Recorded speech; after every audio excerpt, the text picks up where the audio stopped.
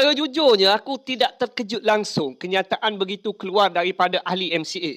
Aku tak tahulah kalau korang kan. Menurutnya adalah perkara yang kedua. Dia melarangkan semua pelancong untuk mengambil arak di kawasan tepi pantai. Di tepi pantai. Yang ini yang paling teruk berlaku. Lepas tu terus kita punya pelancongan jatuh, turun. Merosot. Sektor pelancongan tu merosot lah sebab Okey, kita dah dengar sendiri tadi. Sangat-sangat jelas katanya dia tak setuju dengan langkah yang diambil oleh Tok Min kerana menyekat minum dekat kawasan rekreasi, kawasan pelancongan. Tapi yang aku terkejut, yang buat dan laksanakan benda ni datang daripada Pakatan Harapan.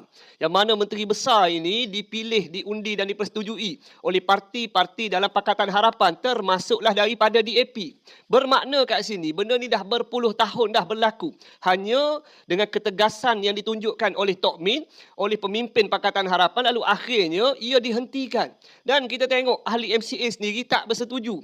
Tak setuju saja tak apa. Dia siap salahkan lagi. Kerana sekat benda ni lalu akhirnya pelancongan itu berkurang dan sebagainya. Dia cerita sekarang ini, dia tidak terkait dengan halangan untuk mana-mana bangsa minum. Bukan. Tetapi ini kawasan rekreasi. Yang mana pelancong yang hadir ke sana daripada pelbagai latar belakang, usia dan sebagainya. Ada orang tua, ada anak muda, ada budak kecil dan pelbagai-bagai sebenarnya. Jadi, tindakan daripada Tok Min itu tindakan yang bertepatan. Bermakna selama ini tak dibuat benda ni. Dan sehingga ke hari ini aku masih lagi ternanti-nanti. Mana jaguh-jaguh politik. Kalau isu yang melibatkan DAP, punyalah cepat dia serang. Punyalah nampak dia ni terpaling nak menjaga. Tapi hari ini masih lagi diam membisu, buat-buat tak nampak. Kalau bab DAP dan sebagainya, jangan langgar garis merah. Aku nak tanya, yang ni langgar garis merah ke tidak? Tindakan dan niat daripada Tok Min, daripada pemimpin Pakatan Harapan, ini niat yang baik. Bukan nak menyekat mana-mana orang ataupun individu yang berhak minum untuk minum,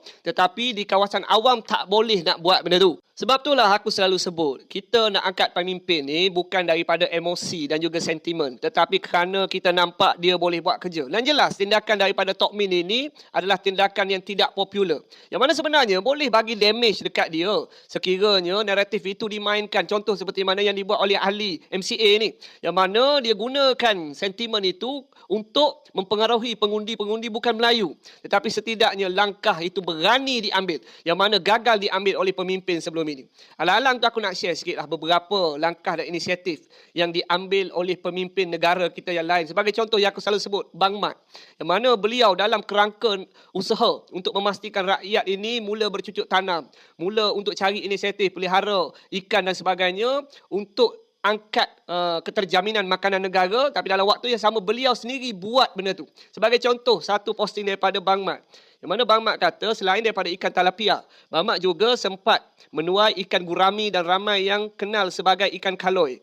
Yang menariknya, ikan kaloi ini boleh diternak menggunakan sistem bioflok. Tak semestinya kena mula besar-besaran. Boleh je buat secara kecil-kecilan di rumah untuk makan sendiri. Kalau dah mahir, bolehlah dikembangkan sebagai sumber pendapatan. Bermakna kat sini Bang Mat memberikan contoh. Sebagai seorang menteri, beliau luangkan masa untuk pelihara ikan. Kalau nak pelihara dengan cara kecil-kecilan, bolehlah untuk makan sendiri saja. Dan kalau mahir menggunakan sistem moden, contohnya bioflok ini, boleh cipta pendapatan lebih. Assalamualaikum. Kau nak jadi anjing, kau nak jadi babi ke mabuk ke? Itu hak kau. Menurutnya adalah perkara yang kedua. Dia melarangkan semua pelancong untuk mengambil arak di kawasan tepi pantai. Di tepi pantai. Yang ini yang paling teruk berlaku. Lepas tu terus kita punya pelancongan jatuh, turun. Merosot. Sektor pelancongan tu merosot lah sebab kita lihat dengan lokasi atau lokasi atau geografi yang untuk Negeri Sembilan ni, tempat untuk pelancongan lebih tertumpu kepada Port Dickson.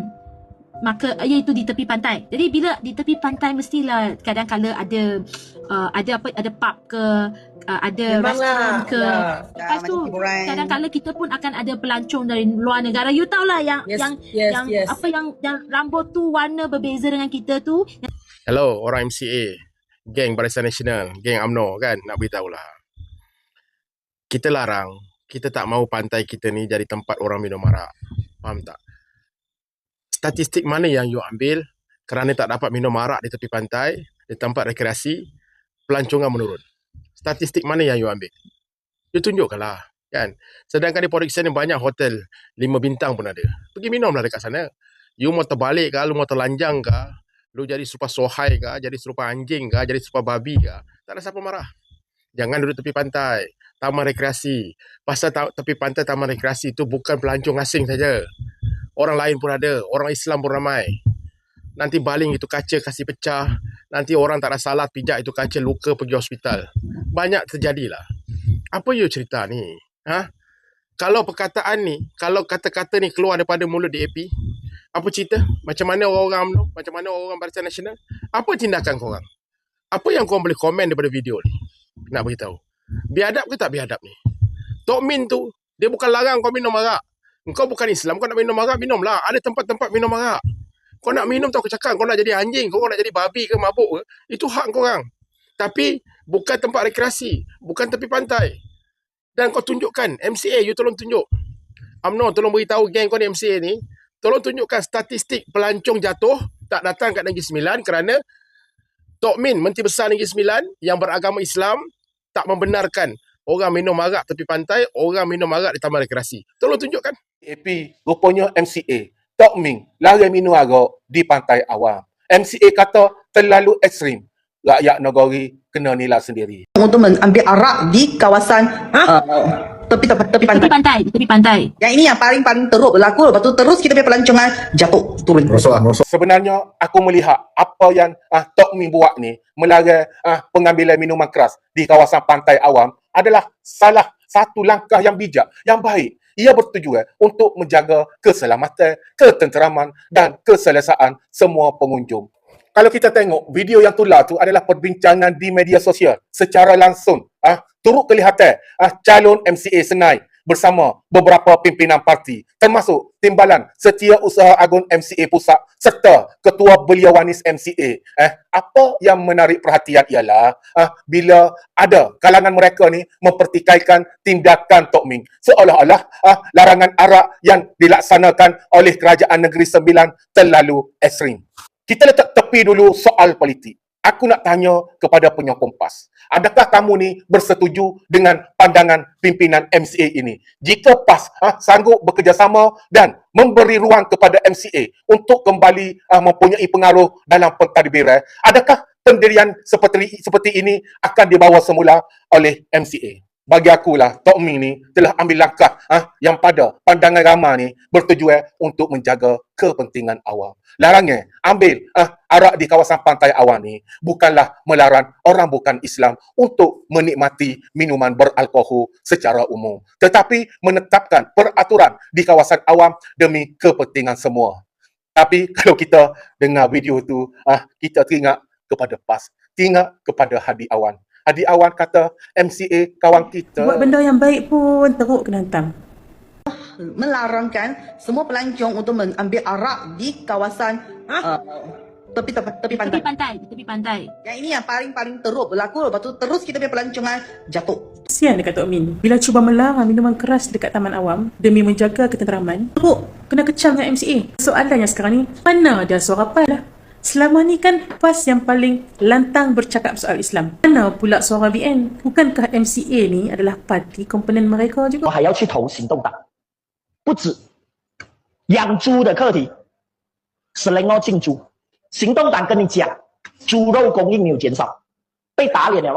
马萨布1个礼拜前在国会讲，养猪场少了100间，猪肉供应跌了15%。 Takkan tak ada seorang pun yang berani bersuara menegur MCA ni? Atau semua pilih jalan untuk diam saja? Cuba bayangkan kalau benda yang keluar daripada mulut DAP. Agak-agak lah kan? Berapa lama pula isu ni dipertunggangkan? Bila MCA yang bersuara, semua diam. Seolah-olah macam tak ada apa benda yang berlaku. Soal menjaga ketenteraman di tempat awam sepatutnya dibincangkan secara matang. Tok Min cuba untuk menjaga ketenteraman di tempat awam. Itu pun teruk dia kena hantam. Sedangkan apa yang dibangkitkan bukan mengganggu soal siapa-siapa pun. Taman awam ni tempat untuk semua. Tempat untuk anak-anak bermain. Tempat untuk seni beriadah. Jadi kalau ada usaha untuk memastikan tempat awam tu menjadi satu tempat lebih selamat, lebih selesa, lebih bersih, kenapa pula dihantam teruk macam ni? Apa yang salah dengan pendirian Tok Min ni? Buat benda yang baik pun teruk kena. Menang. Dah naik tocang, belum pun reda sorakan kemenangan, MCA sudah mula menunjukkan wajah sebenar. Apabila Tok Min mengambil pendirian menghalang penjualan arak di kawasan pantai Negeri Sembilan, MCA bukan cuba memahami sensitiviti masyarakat setempat. Sebaliknya mereka terus mengecam. Sebenarnya kita tak perlu terlalu terkejut. Inilah parti yang pernah mengeluarkan kenyataan menghina wanita Muslim bertudung. Inilah parti yang mempertikaikan pendirian Malaysia membantu Palestin. Seolah-olah bantuan kemanusiaan dan solidariti terhadap rakyat yang dizalimi itu satu pembaziran. Mereka juga pernah menentang pelaksanaan hudud, mempertikaikan pengenalan tulisan Jawi. Malah ada suara daripada MCA yang mahu mencabar dan menghapuskan hak keistimewaan orang Melayu. Tetapi anehnya, semua ini seolah-olah terus diampunkan oleh PAS. Ketika pilihan raya Johor, ahli dan penyokong PAS sanggup diarahkan menyokong calon MCA, katanya demi penyatuan umat. Jadi menghentam DAP siang dan malam, kononnya ancaman kepada Islam boleh. Tetapi apabila MCA menyentuh isu tudung, Palestin, Jawi dan hak orang Melayu, semuanya tiba-tiba boleh dilupakan. Lebih malang, parti yang pernah dikaitkan dengan skandal PKFZ, projek yang kosnya melonjak sehingga dianggarkan mencecah 12 bilion ringgit, terus diberikan kuasa dan mandat. Sampai hari ini, MCA tidak pernah benar-benar menunjukkan kekesalan, tidak meminta maaf kerana menyinggung perasaan umat Islam, tidak bertanggungjawab secara politik terhadap pembaziran dana awam, dan sekarang baru diberikan sedikit kuasa, sikap angkuh dan chauvinis itu mula terserlah semula. Persoalannya mudah. Kalau baru menang pun sudah begini, apa akan berlaku kalau mereka kembali berkuasa besar? Malaysia mahu dibawa ke mana? Atau kerana MCA berada dalam BN dan disokong PAS, semua kesalahan mereka terus dianggap? MCA, takkanlah ukuran pelancongan ni hanya terletak pada jualan arak je. Yang kita nak tahu sebenarnya apa yang Tok Min buat untuk pembangunan pelancongan di Port Dickson kalau ikut apa yang dikatakan oleh pemuda MCA tadi. Sebenarnya kalau ikut sekarang, banyak program telah dilaksanakan. Baru-baru ni pun telah dibuat beberapa program seperti yang telah pun saya baca tadi. Ada banyak juga yang telah kita laksanakan. Tetapi saya nak sentuh kepada penjualan arak. Apakah sebenarnya kalau kita nak ukur kejayaan pelancongan itu hanya bergantung kepada jualan arak semata-mata? Kalau tak jual arak, pelancongan merudum. Kalau tak ada, tidak dibenarkan arak, pelancongan kita merosot kalau ikut apa yang disebut oleh MCA tadi. Takkan itu sempit sangat apa yang kamu fikir? Sedangkan hari ini Port Dickson sudah terkenal sebagai sebuah hub pelancongan yang sangat baik dan sangat hebat di Negeri Sembilan. Kita nak bangunkan pelancongan dengan keadaan yang sangat bersih, sangat baik dan diterima oleh semua orang. Maknanya apa jua masyarakat, apa jua kaum dan budaya boleh menikmati aspek pelancongan di mana-mana sekalipun. Dan kalau khususnya nak sebut tentang Port Dickson, takkanlah sesempit itu pemikiran orang-orang MCA. Jelah tahu kamu dah menang di Johor, takkan itu juga pemikiran kamu nak bawa ke Negeri Sembilan. Fikir balik apa yang kamu sebut. Sebenarnya tanpa arak ataupun tanpa jualan itu, tanpa hiburan melampau, sebenarnya pelancongan tetap boleh dibangunkan di mana-mana sahaja. Pihak yang bantah ataupun kecam atas perbuatan ataupun perkara yang tak baik, itu biasa.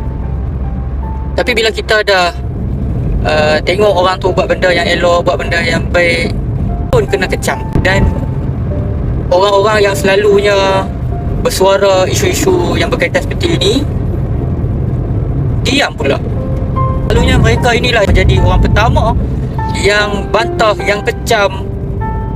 Tapi hari ini tak dengar pula suara-suara orang-orang yang hebat. Mereka ini nak memperjuangkan bangsa, agama, buat betul-betul tanpa pilih bulu lah. Jangan sebab hak ni kawan aku kita boleh tutup mata. Hak yang ni geng aku, kita boleh tutup mata. Jangan lah. Nak buat terus, tanpa pilih bulu, tanpa pilih warna. Jangan pasal sebab ini kawan kita, ini sahabat kita. Jadi kalau betul nak berperjuangkan agama Melayu, betul-betul nak buat, kena buat lah. Janganlah cakap saja kan, kita tak maulah. Cukup lah. Semua pendekar yang hari-hari jerit Islam terancam. Sekarang ni MCA kecam Tok Min kerana halang penjualan arak di tepi pantai Negeri Sembilan. Mereka yang suka hentam DAP tapi terus senyap bila libatkan MCA. Atau MCA terlalu berwibawa sampai boleh campur urusan berkaitan Islam tanpa dipersoalkan. TV per TV pun diam saja. Sehingga DAP yang ada ahli Melayu pun diherdik dengan macam-macam kata-kata nista. Akmal Saleh jangan cakap lah. Yelah, apa masalah? Mereka bukan DAP kan? MCA ini parti yang pernah menghina tudung, pertikaikan bantuan sekolah agama, pertikaikan sokongan Malaysia kepada Palestin, menentang hudud dan tulisan Jawi. Malah ada pemimpinnya cabar dan pertikaikan hak keistimewaan Melayu. Tetapi PAS masih sanggup arahkan penyokongnya bantu calon MCA di Johor dan katanya akan buat juga di Negeri Sembilan. Rupanya ukuran mereka bukan siapa mencabar Islam. Ini hanyalah mainan politik mereka. Jadikan DAP kambing hitam untuk dapatkan sokongan orang Melayu Dan jelas, ukurannya mereka cuma satu. Kalau DAP, semuanya haram. Kalau MCA dalam BN, semuanya boleh.